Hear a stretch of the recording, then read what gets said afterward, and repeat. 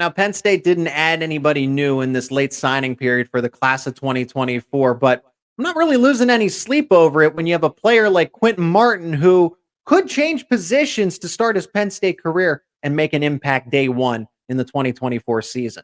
You are Locked On Nittany Lions, your daily podcast on the Penn State Nittany Lions, part of the Locked On Podcast Network, your team every day. Yes, that is right. You are Locked On and Nittany Lions. Thanks so much for making us your first listen and watch every single day. We are free and available wherever you get your podcast, part of the Locked On Podcast Network. I'm your host, Zach Seyko, bringing you all things Penn State sports. Today's episode is brought to you by FanDuel, the official sports book of Locked On. Right now, new customers join today and you will get $200 in bonus bets if your first bet of $5 or more is a winner.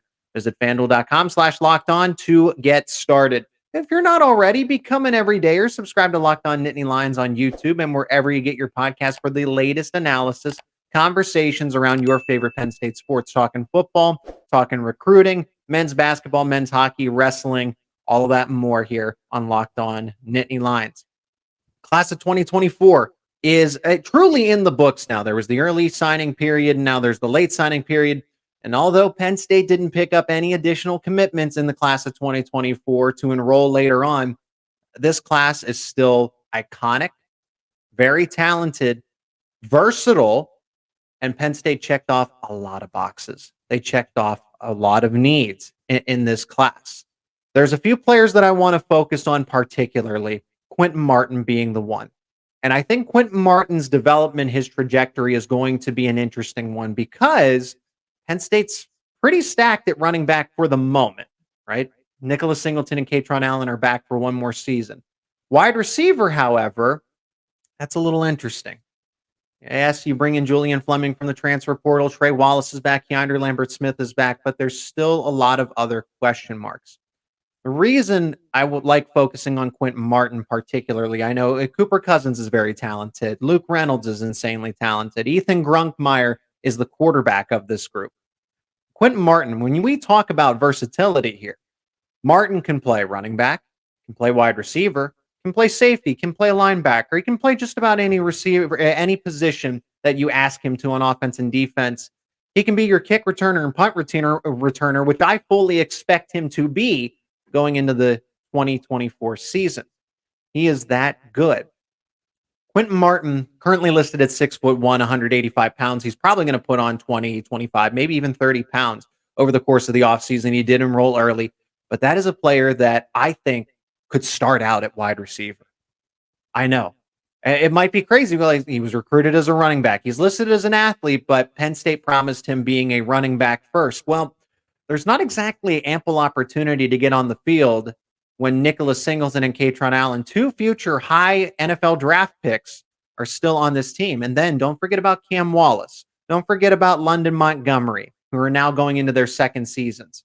And Quinton Martin also is going to have Corey Smith in this class of 2024. Smith is coming later on. But wide receiver, outside of your anchors are Fleming and Wallace. But Keandre Lambert-Smith will slide into the slot wide receiver spot.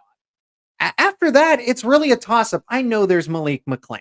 I know there's Liam Clifford and a bunch of other players that still can factor in. Caden Saunders as well. I could list off just about every wide receiver because it's completely open competition. You have to list 6, 7 different names because there's no sure thing going into the 2024 season. New offensive coordinator, Andy Kotelnicki. Quinton Martin was utilized very strategically at the high school level on offense. Sure, he was their leading rusher, but he was a game changer at wide receiver as well. And the reason I'm pushing for Quinton Martin to start at wide receiver and then transition back to running back after Singleton and Allen move on is because you get on the football field faster. And I think he can make an impact right away at wide receiver. I truly do. Now, Wallace and Fleming and Keandre Lambert-Smith should be your starters. But who comes in after that?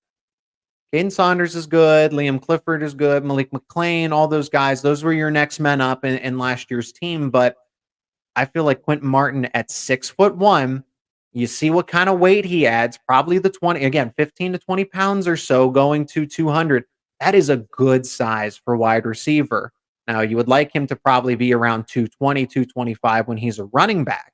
A wide receiver, that's not a bad size at all. And like I said, he enrolled early. So Quinton Martin is quintessential because he can do so many things for you. Special teams, doesn't seem like he's going to play defense. So let's focus on how he can score points for Penn State. And I like him to start at wide receiver, and I will beat that drum. I think he should go out there and be a wide receiver to start and then transition back to running back because you already have a bunch of running backs. That room gets a little different when you lose two co-starters in probably a year's time. I don't see Allen and Singleton sticking around after this season. But Martin right now has an easier path to get on the football field, especially with the way they like to use running backs as just the 1-2 punch. We never saw Trey Potts, and look what Trey Potts did when he did come in. We should have seen more playing time from Trey Potts, and we never did. I don't want Quinton Martin to go underutilized here, but he is honestly my favorite player in the class of 2024 as I share my final thoughts here. Cooper Cousins, probably the most vocal in terms of the leader. He is truly the emotional leader of this group. And Cooper Cousins ended up vaulting up the rankings in different recruiting sites. He's a consensus 4-star across the board. He's actually listed as a 5-star according to On3. And he's a top 3 interior offensive lineman, but he can play any of the spots. Tackle, there's question marks at tackle. Question marks at center. Guard seems pretty stable with JB Nelson, Venga Uwane, and those guys being there. Sal Wormley coming back. Guard seems pretty stable. But you lose both of your starting tackles. You lose your starting center. I know Nick Dawkins is back, but you need some competition. You at least need some depth. And Cooper Cousins is already has college-ready size. You don't need to worry about him putting on the weight. 6'6", 320 pounds. That is day one playing type of size. Cooper Cousins is all the more important. It goes back to versatility. And then Luke Reynolds. Luke Reynolds doesn't get talked about, I think, nearly enough outside of the Penn State sphere. Tight end. It continues to be tight end for Penn State between Mike Gesicki, Pat Freiermuth, Brenton Strange, Theo Johnson, Tyler Warren, and then eventually who's it going to be passed on to? There's Andrew Rapplier, and there's Joey Schlaffer. Now there's Luke Reynolds into the mix, and Luke Reynolds is a 5, not a consensus 5-star, but bumped up to a 5-star according to 24/7 Sports. Reynolds when they describe him, best attribute is not only the route running, but he just does not drop the football. I don't know if he has fly paper for hands or what, but he does not drop the football. Very good with catching in the open, running up in the open field, catching in traffic. Luke Reynolds. Now, tight end is interesting when the transition. I would say this position, and it goes along with offensive line as well, but it's not as natural of a transition. The tight ends aren't exactly utilized too much at the high school level, and you're going to be going up against grown men at the defensive end position who are 250, 260 pounds, and typically tight ends at the high school level are about 200 to 210 pounds. That is why you see most tight ends redshirt in their first year. So Luke Reynolds, depending on how good and again, another early enrollee, if he has a good showing and is able to put on the weight, he might burn that red shirt early on. But that's why you see most tight ends red shirt, because they have to. It's unnatural to add 40, 50 pounds. It's different when it's 20, 25, but 40, 50, it's a little tough to do. And that's why you see offensive linemen and specifically tight ends red shirt in the first season. So if Luke Reynolds does happen to red shirt, it's not a surprise here from my point of view, but he is insanely talented, so he might push past that. I don't think there's anything left to be said about Ethan Grunkmeyer, just on the fact that he'll redshirt. He needs time to develop, but he's an early enrollee. And there's just, like I said, Penn State checked out. They got 3 wide receivers. Even though they're not all these consensus 5-stars, they finally got a good, solid group of wide receivers. They got defensive linemen, particularly interior defensive tackles. So I don't feel that they needed to add more, even on the late national signing day. That is okay. I'm very content with what they have. 4th in the Big Ten compared to the likes of Ohio State and Oregon, depending on where you look. But because of these schools coming in from the Pac-12, the rankings did a little bit of an adjustment here. And then depending on where you look, right? Top 15, it seems to be the average for Penn State's class of 2024. But there are players that can play right away in this group, especially with the amount of them that early enrolled for Penn State football.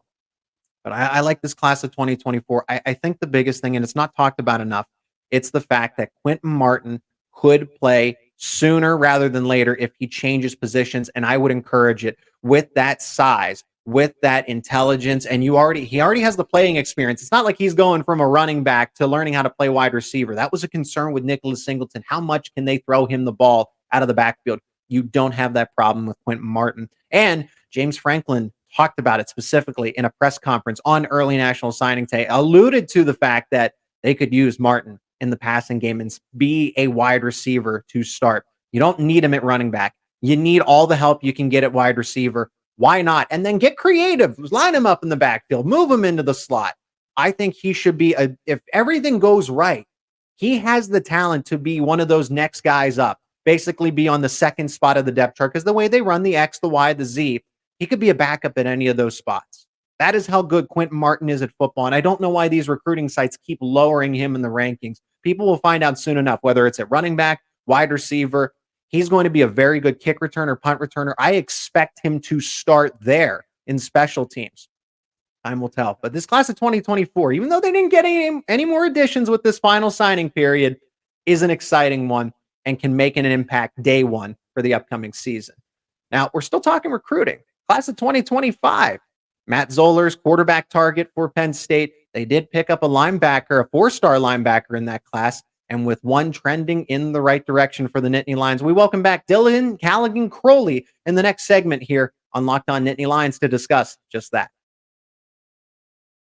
And today's episode is brought to you by FanDuel, the official sportsbook of Locked On. Happy Super Bowl Sunday to everyone who celebrates from FanDuel, America's #1 sportsbook. And if you're like me, Super Bowl Sunday is all about scoring the best seat on the couch, grabbing some of your favorite snacks, and placing some super bets. And FanDuel has so many ways for you to end the season on a W, or 2, or 3, or maybe even more.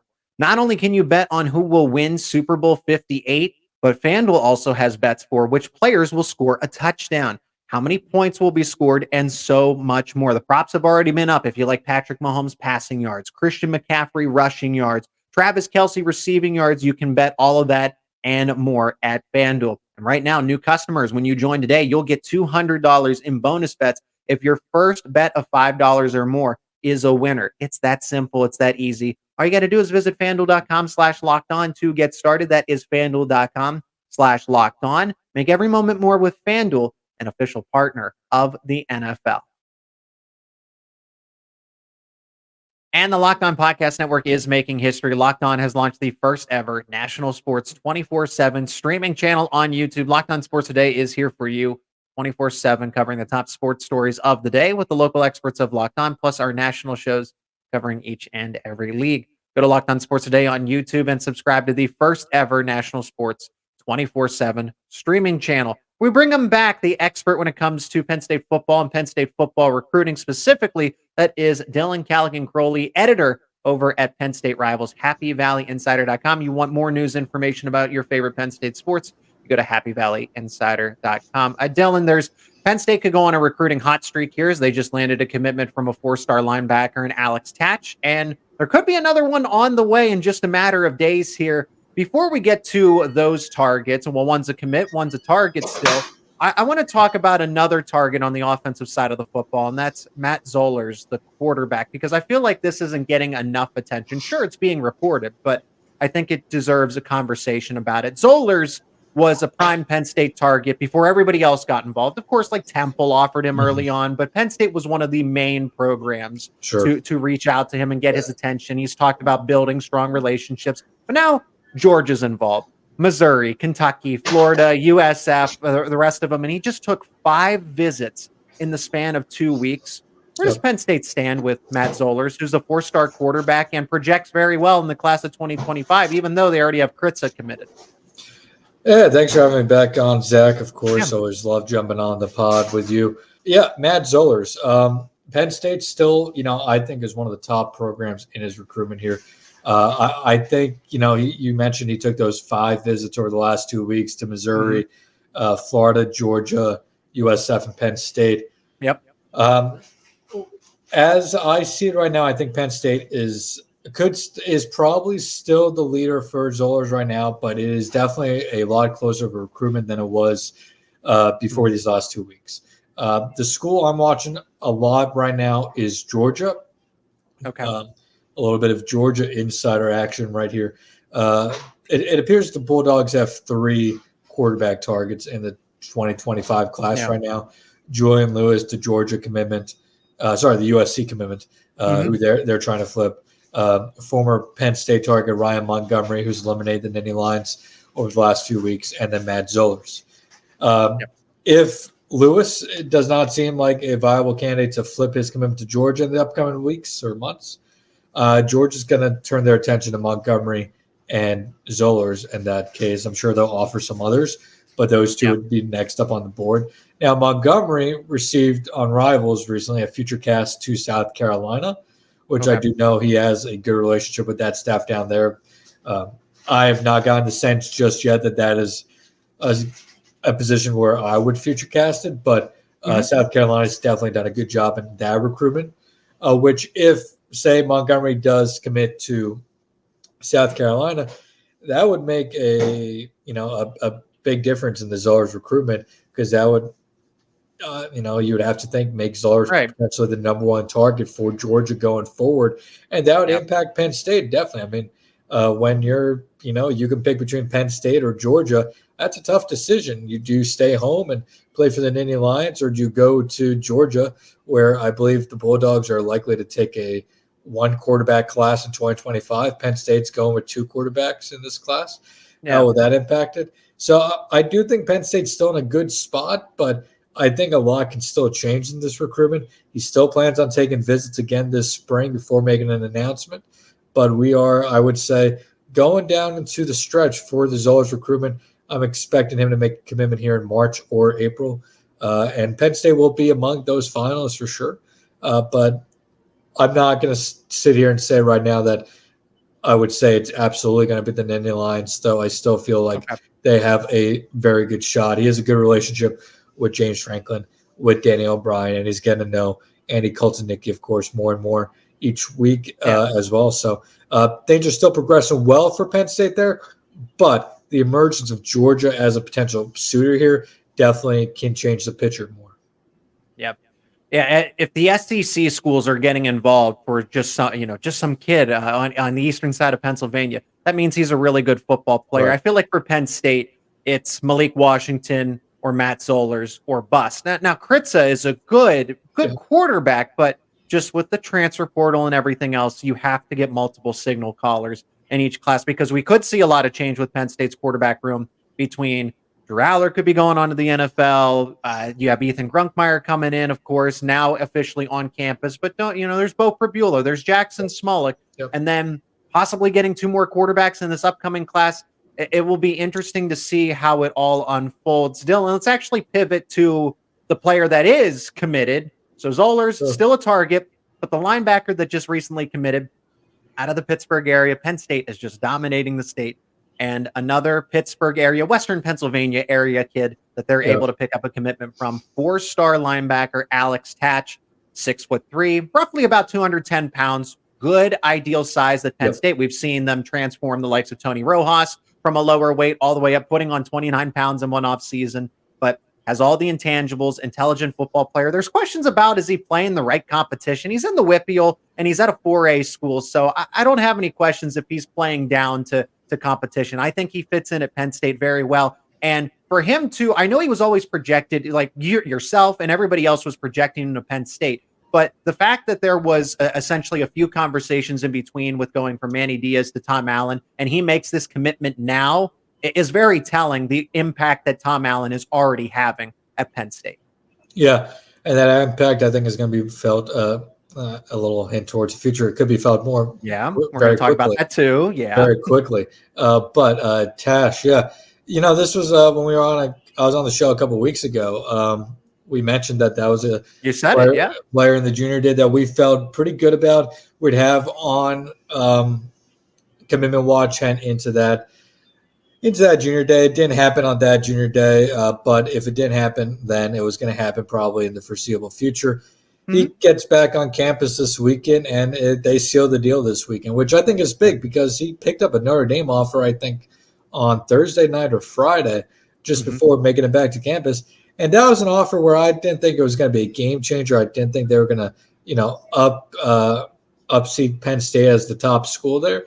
But I thought, well, this could be a school that maybe delays the recruitment a bit or delays a potential commitment. But no, he gets the offer and gets on campus one day later, commits, and now Penn State has number 9 in the 2025 recruiting cycle, I should say. I like Tatsch as a player, projects well to that middle linebacker spot for the Nittany Lions. I think could potentially play a little bit of outside linebacker if needed. Good athlete, not an elite athlete, not certainly to the extent of Abdul Carter or Curtis Jacobs, Tony Rojas, not to that level, but still a very good athlete. There's no doubt about that. A smart football player, somebody I think is going to be able to step into a leadership role on that defense in a couple of years. Probably everything I've heard is highly positive as a locker room person, so I wouldn't be surprised if he's a team captain. And I don't mean this in a bad way, but I think he could be almost a little bit more of a better version of Tyler Elsdon, maybe a more complete version of Tyler Elsdon. I see. But by no means is that throwing shade at Elsdon. Elsdon has his role on the Nittany Lions for sure. But I think Tatsch is a very nice pickup for the Nittany Lions. We have him at number 220 on Rivals, so within the 250. I think he could, I think reasonably he's a pretty decent, low to medium 4-star prospect. So I think that rating fits right in where he should be. Very good pickup overall. And Penn State could pick up another commit in just a matter of days, as we mentioned at the top of the segment. And Dayshaun Burnett has announced a commitment date. It's going to be February 7th. So this is a matter, depending on when you're watching this, listening to this, could be in about a 24 to 48 hour span. And yourself, everybody else at HappyValleyInsider.com, and all the other recruiting sites are saying this one, the stars line up perfectly for Penn State to get another linebacker commitment. Again, Tom Allen's impact being felt. Look, with how many linebackers that Penn State's going to see, talk about quarterback turnover. Penn State's going to see some linebacker turnover as well. They lose Manny Diaz, who's the defensive coordinator, linebackers coach, but Tom Allen comes in, adds a little stability here, and then you get another Pittsburgh, Western Pennsylvania area kid here, hypothetically, because until that happens, Dayshaun Burnett's another 4-star where Penn State just goes into that side of the state and is just able to fend off Pitt, as if Pitt's really any competition in this recruiting landscape here. But Burnett to potentially join Penn State, how important is this commitment for the Nittany Lions in the class of 2025? Yeah, and this is one that, we only had an idea that this potential announcement could be coming in the last 24, 48 hours is when we started hearing, Dayshaun Burnett may be making a decision soon. And yeah, right now all the intel is indicating that the Nittany Lions are in a very good spot for him. Now, he was also quite high on Kentucky, I know, in his recruitment. He did announce top 5 of, I believe, Kentucky, Penn State, Rutgers, Pitt, and West Virginia, I believe, were also in there. Yeah, we feel very good about Burnett picking the Nittany Lions come Wednesday. I do wonder, 6'3", around that 210, 215 mark, I believe he is. Is he potentially a defensive end at the next level? I think there's a good chance of that. I think perhaps a bit of a not rawer prospect, or project, but not as much of a polished linebacker or edge rusher right now as maybe an Alex Tatsch or some others. But I think based off the athletic profile alone, he's a guy who shows really good athleticism on the field. I saw him live last year against Steelton High Spire, which for those who may not know, Steelton High Spire, one of the better single-A programs in all of Pennsylvania. Yeah. A stacked team, very athletic team. He had a really nice performance again against them. And Imani Christian overall did, as a whole, almost beat them in week 1, which was impressive. But I was really impressed with him then. Again, is going to need to fine-tool his skill set wherever he ends up. But just based off the athletic profile alone, I think there's a lot of upside in Burnett, and he would be a really nice pickup for Penn State. in terms of the athletic profile, that speed, size, and length. And that's why we bring you on as a guest, because Dylan, you're able to provide so much insight into what Penn State has on the horizon for high school football recruiting and so much more. You want to check out his work, follow him on X, formerly known as Twitter, and over at happyvalleyinsider.com. Dylan, thanks so much for the time and the perspective once again. Thanks again for having me, Zach, and hope to be back on soon. Still to come on the show, Penn State continues to dominate the state and leave Pitt in the dust. But just how wide is that gap between Penn State and the Panthers? We're going to discuss in just a moment. Today's episode is also brought to you by eBay Motors. Passion, drive, and patience. What brings home the winning trophy is also what keeps your ride or die alive. eBay Motors has everything you need to maintain your vehicle and level it up to its peak performance. From superchargers to roof racks, exhaust kits to LED headlights, and so much more. Whether you're into speed, power, or style, eBay Motors has got you covered. With over 122 million parts for your number one ride or die, you'll always find exactly what you're looking for. And with eBay Guaranteed Fit, your part is guaranteed to fit your ride every time or your money back. Because with eBay Motors, you're burning rubber, not cash. With all the parts you need at the prices you want, it's easy to turn your car into that MVP and bring home that win. Keep your ride or die alive at ebaymotors.com. Eligible items only. Exclusions apply. eBay Guaranteed Fit is only available to U.S. customers. And remember, if you're not already, become an everydayer. Subscribe to Locked On Nittany Lions on YouTube and wherever you get your podcasts for the latest discussions around your favorite Penn State sports. In this final segment, and this is a fun topic to discuss for me, Pitt is down bad compared to Penn State anyway, as there was between getting Alex Tatsch from Western Pennsylvania, the greater Latrobe area, and then you're expected to land another Pittsburgh area player in a matter of days in Dayshaun Burnett.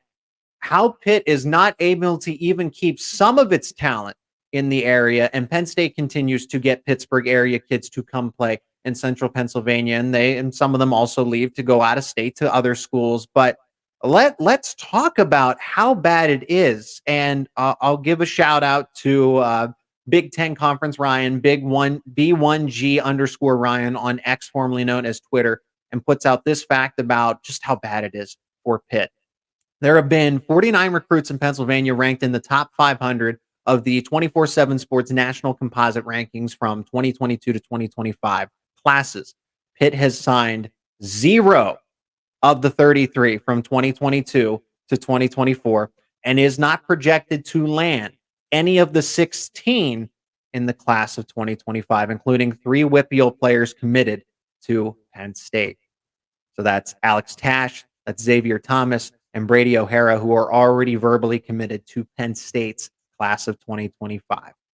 And we've seen Penn State do that, of course. I know Dante Cephas didn't work out, but that was another player where Penn State went up against Pitt in terms of recruiting. And maybe he would have been better off as a Panther, but besides the point. But Penn State has no...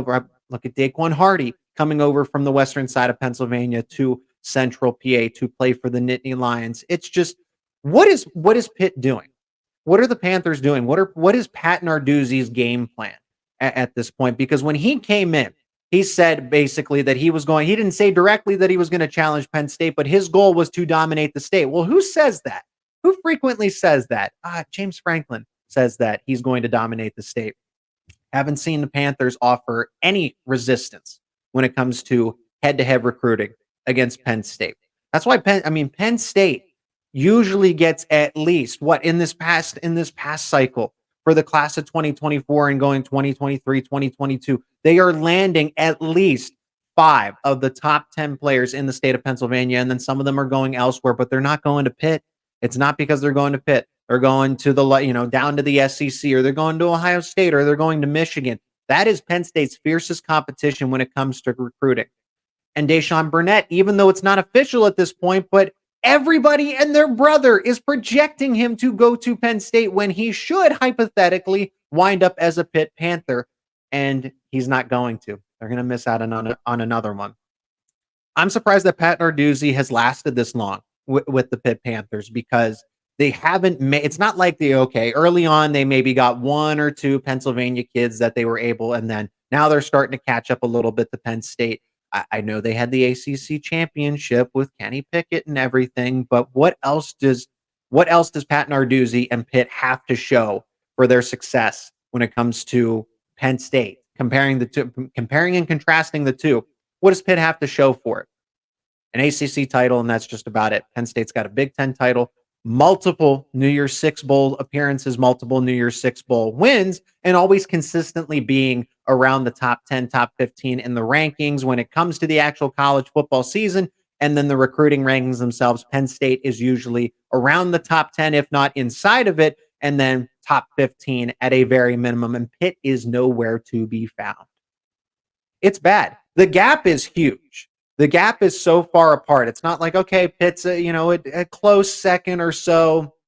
It's really almost you can't even compare the two at this point. But that's how bad it is over the past few seasons here from 2022, 23, 24, now going into 2025. Over that many recruits that have been available, almost 50 recruits, and Pitt's not going to land any of them. And Penn State has still been able to get some, not all of them, but a good chunk of them. And what else is left to be said? Because it makes it easier for Penn State. So then, since Pennsylvania is taken care of, that's why they're able to go and get the recruits out of Florida, Texas, the DMV, DC, Maryland, Virginia. They're able to go and target those other parts of the country because Pennsylvania's all taken care of with little to no resistance.